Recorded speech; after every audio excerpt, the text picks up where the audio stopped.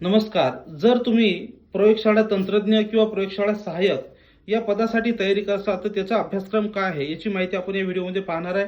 त्यामुळे हा व्हिडिओ शेवटपर्यंत पहा. बघा, या पदाची जी जाहिरात असते ते DMER, DHS किंवा वेगवेगळ्या महानगरपालिका किंवा एम्समध्ये या ठिकाणी असते. तर जनरली या ठिकाणी जो सिलेबस असतो तो 100 प्रश्न आणि 200 गुणांसाठी असतो. ज्याच्यामध्ये तांत्रिक प्रश्नाचा जो सिलेबस आहे 40 प्रश्न असतात आणि त्याला 80 गुण असतात. इतर 60 प्रश्न ज्याच्यामध्ये मराठी व्याकरण, इंग्रजी व्याकरण, सामान्य ज्ञान, बुद्धिमापन चाचणी आणि गणित या विषयासाठी असतात. तो 2 तासाचा पेपर असतो. 200 गुण असतात. प्रत्येक प्रश्नाला 2 त्या ठिकाणी गुण असतात. तर याच्यासाठी तांत्रिक प्रश्न हा अतिशय महत्त्वाचा घटक आहे. ज्यांनी या परीक्षेची अजून तयारी सुरू केली नसेल त्यांनी तयारी सुरू करा.